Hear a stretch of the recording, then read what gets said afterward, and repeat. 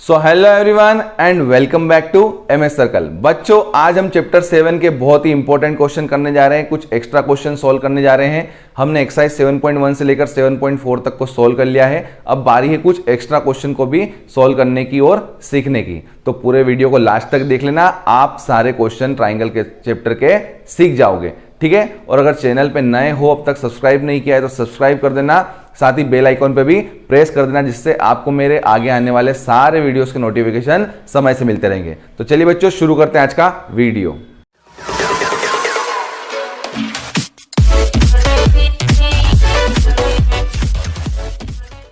देखिए बच्चों, आपके सामने क्वेश्चन है जिसमें आपसे कहा गया है कि A B line C D line के पैरेलल है, ठीक है। फिगर इसमें A B line C D line के पैरेलल बताई गई है। साथ ही आपको बताया गया कि O is mid point of AD। ये O जो है ये AD का मिड पॉइंट है। अच्छा, अगर ये पॉइंट AD का मिड पॉइंट होता है तो OA और OD दोनों पार्ट क्या हो जाएंगे, इक्वल हो जाएंगे। तो हमने इनको इक्वल लिख दिया। अब हमें प्रूव क्या करना है, हमें प्रूव ये कर देना है कि ट्राइंगल AOB जो है वो ट्राइंगल COD के कॉन्ग्रुएंट है। ये रहा आपका AOB और ये रहा आपका COD, ये दोनों ही क्या है, कॉन्ग्रुएंट है। ये बात हमें प्रूव कर देना है, ठीक है। साथ ही हमें यह भी प्रूव करना है कि अगर ये दोनों कॉन्ग्रुएंट है, और आपको ये बताना है कि O जो है वो BC का भी मिड पॉइंट होता है। आपको O जो है AD का मिड पॉइंट था, अब O जो है वो BC का भी मिड पॉइंट हमें प्रूव करना है। तो चलिए बच्चों, प्रूव करते हैं बड़े ही आसानी से और बड़े तरीके से, क्योंकि अब तक हमने 7.1 से लेकर 4 तक सारी एक्सरसाइज सोल्व कर ली, तो हमारी एक समझ डेवलप हो चुकी होगी, तो बड़ी जल्दी समझ में आएगा। आप देख पाएंगे कि in triangle AOB and triangle COD, दोनों ही तरह के ट्राइंगल में देखना, DOC बोलो या COD बोलो, एक ही बात है। दोनों तरह के ट्राइंगल में आपका OA से OD क्या है, इक्वल है। ये बात हम गिवन में लिख चुके हैं। साथ ही आप देखेंगे अगर दो लाइन पैरेलल है तो alternate interior angles are equal. Similarly ये दो लाइन पैरेलल है और ये ट्रांसवर्स है तो ये alternate interior angles are equal. तो आप लिख देंगे बड़े ही आसानी से कि एंगल OD, पहले काम कीजिए, इधर के एंगल लिखना है, फिर दूसरा एंगल उधर का लिखना है अपने को, ठीक है। इधर अपन ने AOB लिया है। चलिए लिखते हैं। तो एंगल आपका OAB, ये वाला एंगल इस वाले एंगल के इक्वल है। ये एंगल कौन सा आपका, ODC, ओके। ये एंगल आपका ODC है। एक और एंगल लेते हैं, ये वाला, ये एंगल OB है और ये एंगल OCD। तो angle OBA equal to angle OCD। तो आप देख रहे हैं ये दोनों किससे इक्वल है, सिंस AB पैरेलल हैं CD के और alternate interior angles are equal. Alternate interior angles equal होते हैं, उस बात से हमने इनको इक्वल लिख दिया है। तो कौन सा रूल लगा बच्चों यहाँ पे, बच्चों यहाँ लगा एंगल एंगल साइड रूल। दो एंगल इक्वल है, दो एंगल से, और एक करस्पोंडिंग साइड से इक्वल है। Therefore by angle angle side congruence rule, आपके ट्राइंगल क्या है, आपके triangle AOB is congruent to triangle DOC, ठीक है। DOC लिखें चाहे COD लिखें, एक ही बात है। क्वेश्चन में आपको DOC लिखा हुआ है, तो ट्राइंगल AOB DOC के कॉन्ग्रुएंट हो गया है, ठीक है। अब आप देखिए दूसरा वाला पार्ट जो प्रूव करना था। तो हम यहां देखेंगे कि जब AOB DOC के कॉन्ग्रुएंट हो चुका है, दोनों ही ट्राइंगल कॉन्ग्रुएंट होते हैं, तो हमने सीखा है कि करस्पॉन्डिंग पार्ट्स आर इक्वल। तो हम देखेंगे कि ये थर्ड साइड जो बची है थर्ड साइड से इक्वल होगी। तो आपका OC is equal to OB हो जाएगा, corresponding part of congruent triangle. जब O पॉइंट से C पार्ट और O पॉइंट से B पार्ट दोनों ही क्या हो रहे हैं, इक्वल हो रहे हैं, उनके बीच वाला पॉइंट कौन है, O है। तो O क्या कहलाता है, therefore O is mid point of BC।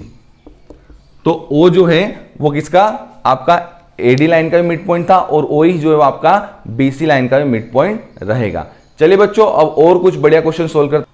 तो देखिए बच्चों, आपके सामने एक बहुत ही बढ़िया सा क्वेश्चन है, जिस क्वेश्चन के अंदर आपसे कहा गया है कि आइसोसेलेस ट्राइंगल है ABC, जिसमें AB और AC इक्वल साइड्स हैं। साथ ही आपको बोला गया है कि BE इक्वल है CD के। तो B और आपके E, BC लाइन पे D और E आपके ऐसे दो पॉइंट है कि B से लेकर E की डिस्टेंस और C से लेकर D की डिस्टेंस इक्वल बन जाती है। तो हमने लिख दिया कौन सा डिस्टेंस, ये B से लेकर E और ये D से लेकर C, ये दोनों डिस्टेंस क्या है, सेम है आपकी, ऐसा इसमें बताया गया है।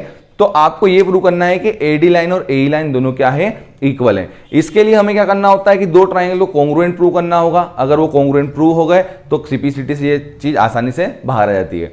तो कौन से दो ट्राइंगल होंगे, तो देखिए हम प्रूफ में लिखते हैं उन ट्राइंगल्स को। आप देखिए दोनों साइड, एक साइड AD इस ट्राइंगल में और आपकी जो ए साइड है वो उस ट्राइंगल में। तो इन ट्राइंगल आपकी A D B and triangle A E C, दोनों ट्राइंगल के अंदर आप देखो सबसे पहले तो आपको ए बी से ए सी इक्वल नजर आ रहा है क्योंकि वो गिवन है स्टार्टिंग में, ठीक है। अब आप देखो कि ट्राइंगल ए बी सी है, इस ट्राइंगल ए बी सी के अंदर आपको ये साइड से साइड इक्वल दे रखी है, तो टू साइड इक्वल है, उनके अपोजिट एंगल भी क्या होंगे, इक्वल हो जाएंगे। तो हम लिखेंगे angle B is equal to angle सी।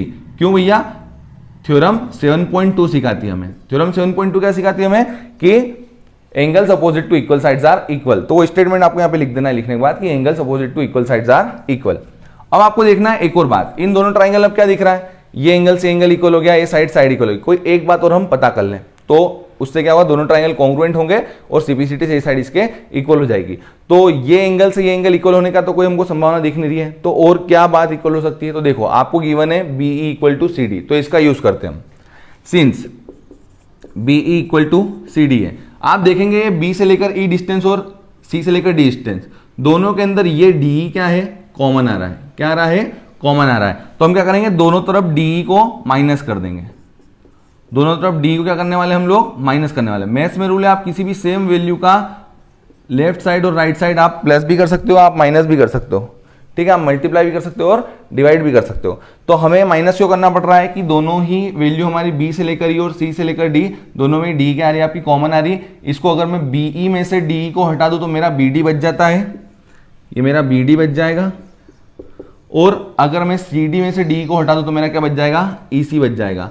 ये दोनों मेरा बी डी मेरा इस ट्राइंगल में आ रहा है और ई सी मेरा इस ट्राइंगल में आ रहा है। दोनों अलग अलग ट्राइंगल की एक एक साइड और इक्वल आ चुकी है। तो आप देखेंगे कि ये साइड से साइड इक्वल है इस ट्राइंगल की, नीचे वाली से नीचे वाली इक्वल आ गई और बीच बीच वाला एंगल इक्वल आ गया। तो कौन सा रूल लगा बच्चों यहाँ पे, therefore by side angle side, side angle side congruence rule. By side angle side congruence rule आपके दोनों ट्राइंगल क्या हो गए, कॉन्ग्रुएंट हो गए। ट्राइंगल आपका कौन सा, ADB is congruent to triangle आपका एईसी। और उसी से हम अगली स्टेप में लिख देंगे, क्या लिख देंगे अगली स्टेप में, कि एडी इक्वल्स टू ए। और नीचे क्या लिखने वाले हो आप, corresponding part of congruent triangle है, they must be equal, hence proved. ये बात आपकी यहां पे यहीं पे प्रूव हो जाती है। चलिए अब एक और बढ़िया सा क्वेश्चन सीखेंगे हम लोग बच्चों, एक और बहुत ही बढ़िया सा क्वेश्चन जिससे आपके कुछ कॉन्सेप्ट इतने गजब से क्लियर हो जाएंगे। बिल्कुल ध्यान से देखना है इस क्वेश्चन को, क्वेश्चन बिल्कुल ही थोड़ा अलग है। अब तक आप पहली बार इस तरह क्वेश्चन को देखेंगे, इससे आपके जो ट्राइंगल की इनइक्वालिटी वाला चैप्टर है उससे संबंधित ये क्वेश्चन है आपका। देखिए इसमें कहा गया ट्राइंगल एबीसी है जिसमें एडी लाइन कुछ इस तरीके से है कि एडी एसी के इक्वल होती है मेजरमेंट में, ठीक है। तो आपको ये प्रूव करना है बच्चों, यहाँ पे ये प्रूव कर देना है कि एबी लाइन जो है वो ग्रेटर होती है एडी से, ये एबी जो है वो एडी से ग्रेटर होगी, ये बात हमें प्रूव करना है। तो चलिए प्रूव करते हैं हम इसे। जो जो बातें हमें पता है इनइक्वालिटी की वो हम सारी बातों का इसमें प्रयोग करने वाले हैं। देखिए बच्चों, आप सबसे पहले देखेंगे इसमें कि आपको दे रखा है कि सिंस एडी जो है वो इक्वल है एसी के। आपकी एडी अगर एसी के इक्वल है तो इस ट्राइंगल में जब दो साइड इक्वल है तो इनके आमने सामने वाले एंगल इक्वल होंगे या नहीं, बिल्कुल होंगे। तो ये एंगल 1 नाम दे दो, इसको एंगल 2 नाम दे दो। तो देयरफॉर आपके जो एंगल 1 और एंगल 2 दोनों इक्वल हो जाएंगे, ठीक है। क्यों होंगे, क्योंकि आप बोल देंगे यहां पे कि angles opposite to equal sides are equal, ठीक है। ये आपके थ्योरम 7.2 का स्टेटमेंट है, उसकी हेल्प से हमने ऐसा लिखा है। अब आप देखेंगे जब आप इस ट्राइंगल की बात करेंगे, कौन से ट्राइंगल की बात करेंगे, इस वाले ट्राइंगल की एबीडी की, ये ए बी डी। तो ये वाला मेरा एंगल 2 जो यहां बन रहा है, ये क्या बन रहा है, एक्सटीरियर एंगल हो रहा है। इसके लिए क्या हो रहा है, इसके लिए एक्सटीरियर एंगल हो रहा है। और ध्यान से आपको एक प्रॉपर्टी बड़ी याद होगी कि एक्सटीरियर एंगल जो होता है वो अल्टरनेट इंटीरियर एंगल के सम के इक्वल होता है। तो इसको मैं अगर एंगल 3 मान लूं, इसको एंगल 4 मान लूं, तो एंगल 3 और एंगल 4 के सम के ये इक्वल होता है। जो एक्सटीरियर एंगल होता है ट्राइंगल का वो उसके अपोजिट इंटीरियर एंगल के सम के इक्वल होता है। जब ये बाहर वाला एंगल इन दोनों से मिलकर बना है तो क्या है, दोनों एंगल इससे छोटे नहीं होंगे, बेशक इससे छोटे ही होंगे, क्योंकि दो छोटी वैल्यू मिलकर ही एक बड़ी वैल्यू बनाती है। तो एंगल 2 आपकी बड़ी वैल्यू और एंगल 3 और 4 आपके छोटे एंगल है। तो इससे बात क्या सामने आई, इससे बात ये सामने आई कि since angle 2 is exterior angle for triangle ABD, triangle ABD के लिए एंगल 2 एक्सटीरियर एंगल है, देयरफॉर जो एंगल 4 है वो क्या हो जाएगा, लेस देन हो जाएगा एंगल 2 से। ये एंगल 4 जो है यहाँ पे आपका, ये एंगल 2 से क्या हो जाएगा, लेस देन हो जाएगा, इससे कम हो जाएगा, एंगल 2 से कम हो जाएगा। जब ये एंगल 2 से कम हुआ, और एंगल 2 किसके इक्वल है आपका, एंगल 1 के इक्वल है। एंगल 2 आपका एंगल 1 के इक्वल है, तो ये एंगल 1 से भी कम हो जाएगा। ठीक है, since angle 2 is equal to angle 1 है, हमने लिखा था अभी, तो ये एंगल 4 है, एंगल 1 से भी कम हो जाएगा। अब आप पूरे बड़े ट्राइंगल एबीसी को देख लो, आप ट्राइंगल किसको देख लो, ए बी सी ट्राइंगल को आप देख लो। इस ट्राइंगल में आप देख पा रहे हो बच्चों कि एंगल 4 यहां है और एंगल 1 यहां है। जब ये एंगल, समझना, अब इनइक्वलिटी की प्रॉपर्टी लगने वाली है हमारी थ्योरम इनइक्वलिटी वाली, कि एंगल 4 छोटा है एंगल 1 से, तो एंगल 4 के जो अपोजिट साइड होगी वो भी छोटी होगी एंगल 1 के अपोजिट साइड से। तो एंगल 4 के अपोजिट साइड कौन है, एसी। एसी क्या होगी, छोटी हो जाएगी, किससे, ये किससे छोटा है, एंगल 1 से, तो एंगल 1 के अपोजिट साइड से। ठीक है, तो ए बी से छोटी हो जाएगी हमारी, क्या है, थ्योरम है, क्या थ्योरम है, कि side opposite to larger angle is longer.